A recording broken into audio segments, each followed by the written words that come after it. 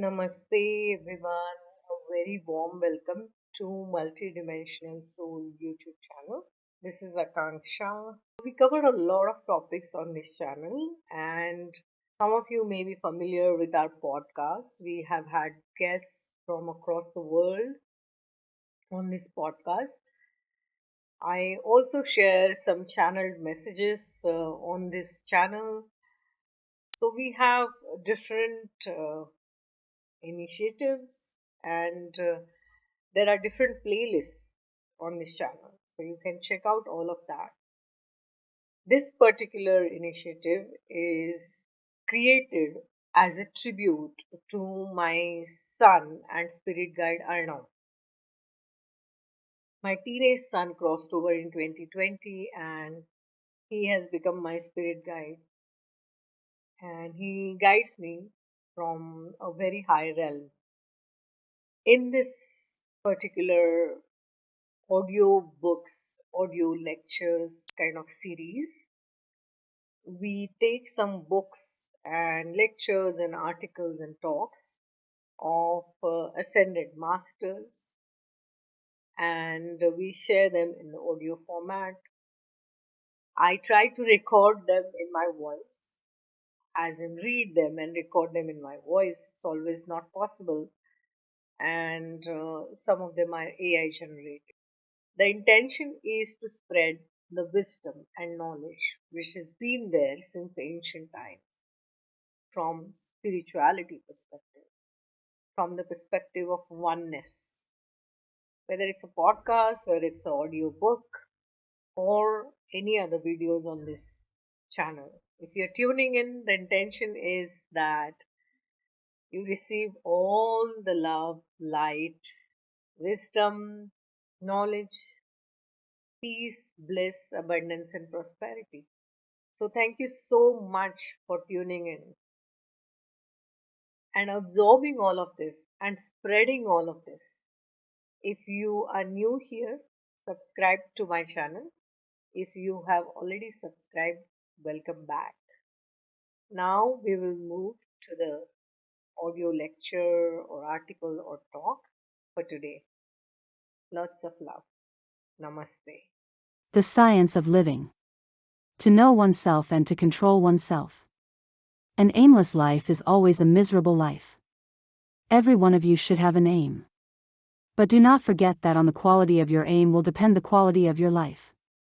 Your aim should be high and wide, generous and disinterested. This will make your life precious to yourself and to others. But whatever your ideal, it cannot be perfectly realized unless you have realized perfection in yourself.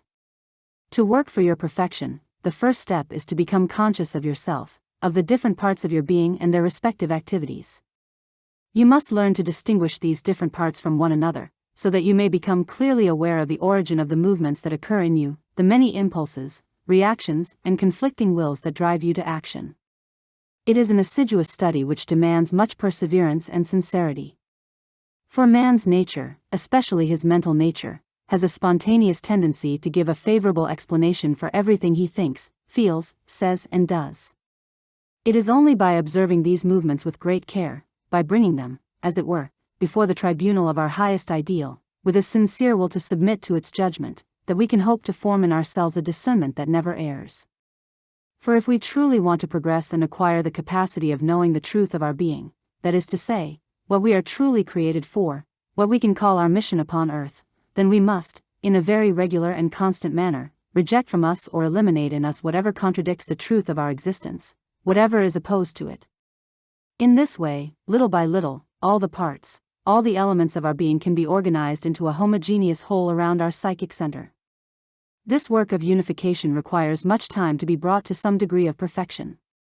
Therefore, in order to accomplish it, we must arm ourselves with patience and endurance, with a determination to prolong our life as long as necessary for the success of our endeavor. As you pursue this labor of purification and unification, you must at the same time take great care to perfect the external and instrumental part of your being. When the higher truth manifests, it must find in you a mind that is supple and rich enough to be able to give the idea that seeks to express itself a form of thought which preserves its force and clarity. This thought, again, when it seeks to clothe itself in words, must find in you a sufficient power of expression so that the words reveal the thought and do not deform it. And the formula in which you embody the truth should be manifested in all your feelings, all your acts of will, all your actions, in all the movements of your being. Finally, these movements themselves should, by constant effort, attain their highest perfection. All this can be realized by means of a fourfold discipline, the general outline of which is given here. The four aspects of the discipline do not exclude each other and can be followed at the same time. Indeed, this is preferable. The starting point is what can be called the psychic discipline. We give the name psychic to the psychological center of our being, the seat within us of the highest truth of our existence, that which can know this truth and set it in movement. It is therefore of capital importance to become conscious of its presence in us, to concentrate on this presence until it becomes a living fact for us and we can identify ourselves with it. In various times and places many methods have been prescribed for attaining this perception and ultimately achieving this identification. Some methods are psychological, some religious, some even mechanical. In reality, everyone has to find the one which suits him best, and if one has an ardent and steadfast five aspiration, a persistent and dynamic will, one is sure to meet, in one way or another, outwardly through reading and study, inwardly through concentration, meditation, revelation and experience, the help one needs to reach the goal. Only one thing is absolutely indispensable: the will to discover and to realize. This discovery and realization should be the primary preoccupation of our being, the pearl of great price which we must acquire at any cost. Whatever you do, whatever your occupations and activities, the will to find the truth of your being and to unite with it must be always living and present behind all that you do, all that you feel, all that you think. To complement this movement of inner discovery, it would be good not to neglect the development of the mind. For the mental instrument can equally be a great help or a great hindrance.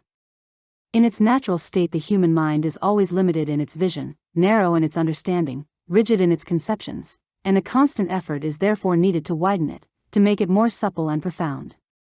So, it is very necessary to consider everything from as many points of view as possible. Towards this end, there is an exercise which gives great suppleness and elevation to the thought. It is as follows: a clearly formulated thesis is set, against it is opposed its antithesis, formulated with the same precision. Then by careful reflection the problem must be widened or transcended until a synthesis is found which unites the two contraries in a larger, higher and more comprehensive idea. Many other exercises of the same kind can be undertaken. Some have a beneficial effect on the character and so possess a double advantage, that of educating the mind and that of establishing control over the feelings and their consequences. For example, you must never allow your mind to judge things and people, for the mind is not an instrument of knowledge. It is incapable of finding knowledge, but it must be moved by knowledge. Knowledge belongs to a much higher domain than that of the human mind, far above the region of pure ideas. The mind has to be silent and attentive to receive knowledge from six above and manifest it. For it is an instrument of formation, of organization and action, and it is in these functions that it attains its full value and real usefulness. There is another practice which can be very helpful to the progress of the consciousness.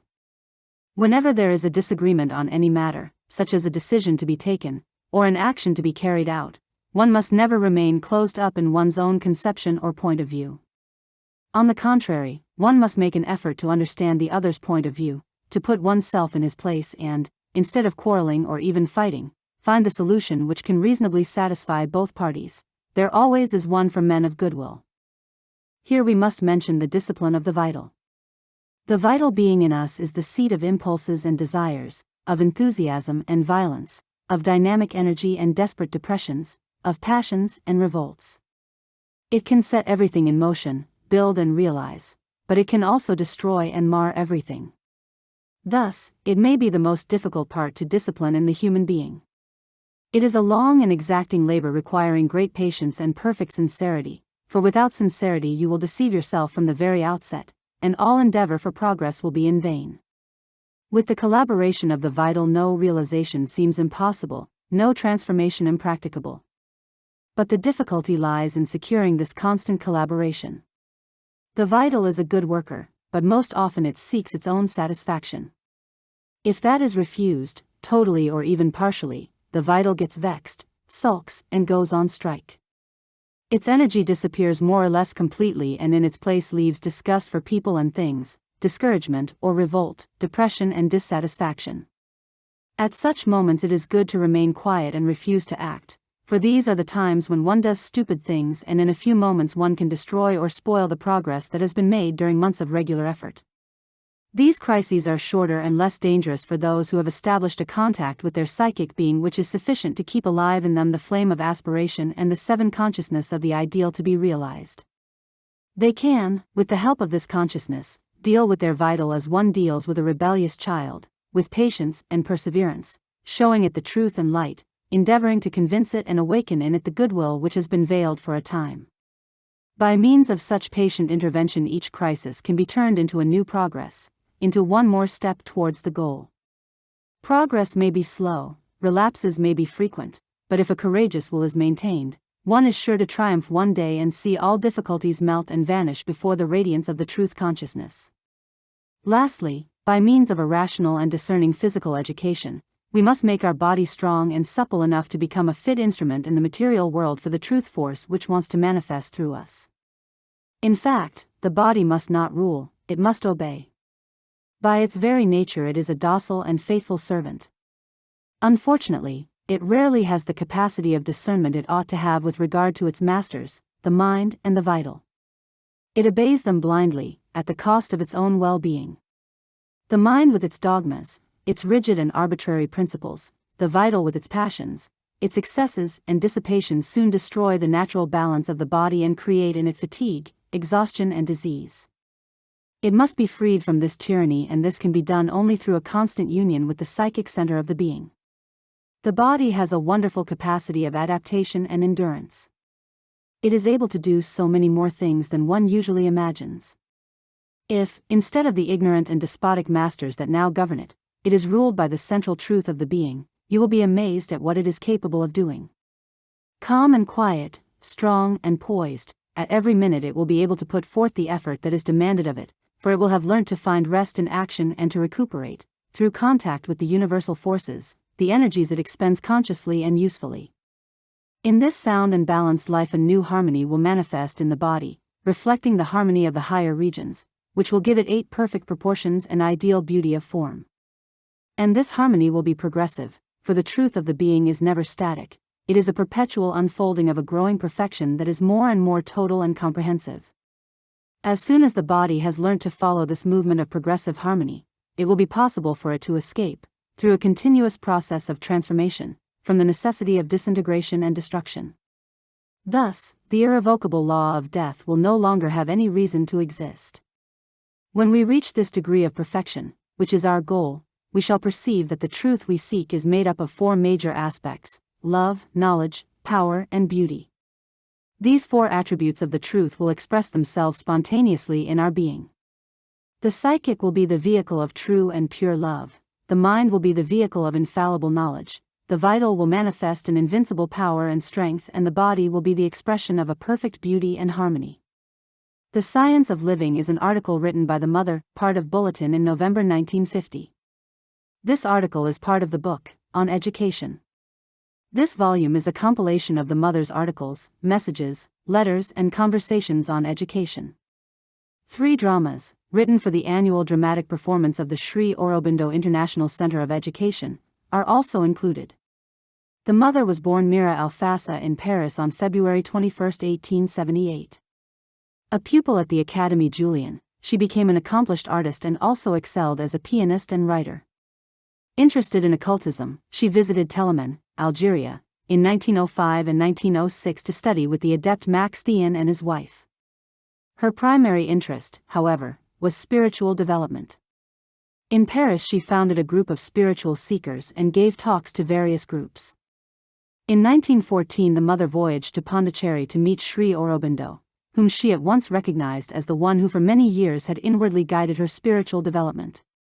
After a stay of 11 months, she was obliged to return to France due to the outbreak of the First World War. A year later she went to Japan for a period of 4 years. In April 1920 the Mother rejoined Sri Aurobindo in Pondicherry. When the Sri Aurobindo ashram was formed in November 1926, Sri Aurobindo entrusted its full material and spiritual charge to the mother. Under her guidance, which continued for nearly 50 years, the ashram grew into a large, many-faceted spiritual community. In 1952 she established Sri Aurobindo International Center of Education, and in 1968 an international township, Auroville. The mother left her body on November 17, 1973. This is a series of audiobooks and insightful lectures brought to you by Akanksshaa, dedicated to exploring timeless wisdom and spiritual teachings. Each recording is generated with love, honoring my journey and my connection with higher guidance, especially in tribute to my son Arnav, who now guides me from beyond. May these words awaken the divine love within you, bring you peace and inspiration on your own path, and may divine light within shine bright. May whatever merit arises from these readings be for the benefit of all sentient beings. Namaste.